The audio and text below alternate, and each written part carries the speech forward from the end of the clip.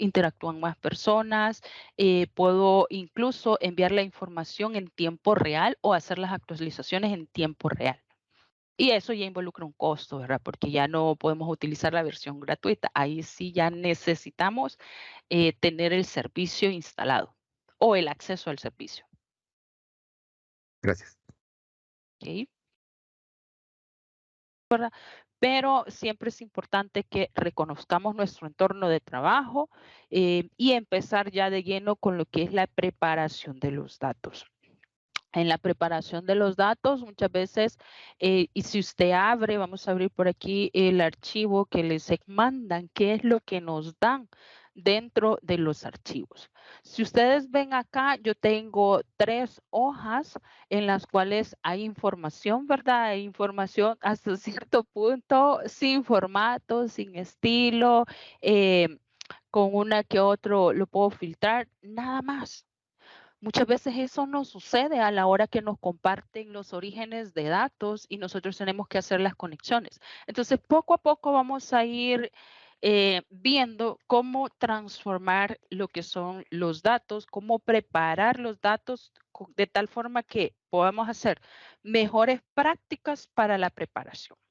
El día de ahora, lo primero que vamos a hacer es trabajar con los datos así como nos los mandan.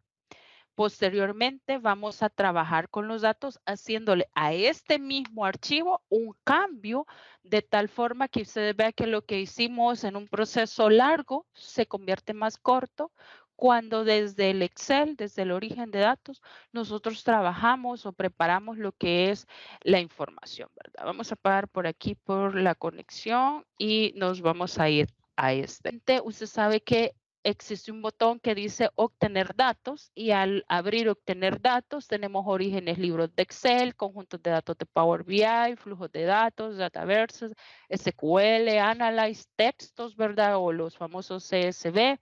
Tenemos orígenes de datos web, fuentes, consultas. Si usted le da acá al más, incluso tenemos otros tipos de conexiones, lo que son los archivos, donde entran las carpetas, que a veces son bastante grandes, los contenedores de información. Tenemos lo que son las carpetas de SharePoint, ¿verdad? Que son archivos que forman parte siempre de la familia de Microsoft. Tenemos las bases de datos, dentro de las más comunes a utilizar es Access y SQL. Y ahí va desglosándose todas las bases o las posibles bases de datos que podemos interactuar con ellas. Tenemos lo que son Microsoft Fabrics o versiones preliminares de ya datos un poquito más analíticos, los que vienen de la plataforma de lo que es Power BI, ¿verdad? Que son ya un poquito más interpretativos.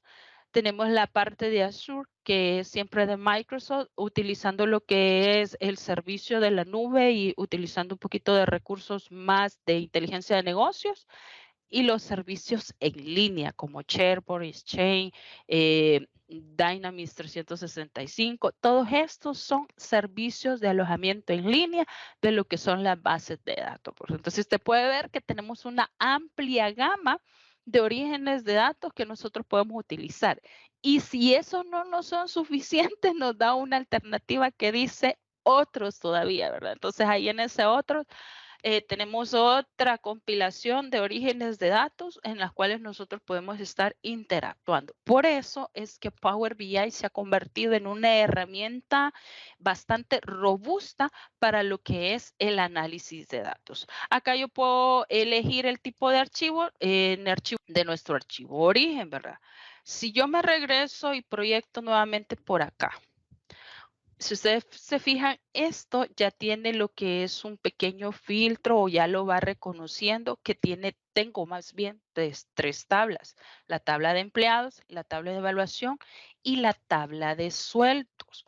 Es importante que nosotros verifiquemos que dentro de nuestra conexión se visualicen y acá las visualizamos perfectamente. Tenemos 3 tablas, podemos cargar las que necesitemos o en este caso vamos a cargarlas todas porque las vamos a utilizar todas, ¿verdad? Entonces las seleccionamos y le damos cargar.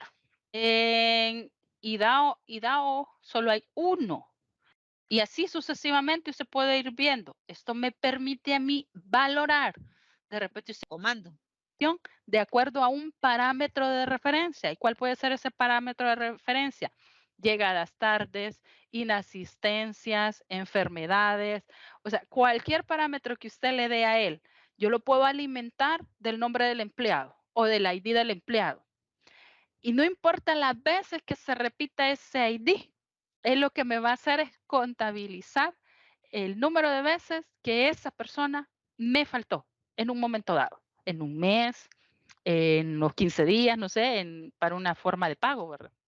Pero ahí es donde nosotros tenemos que recordar, Power BI es una herramienta de análisis de datos para la inteligencia de negocios.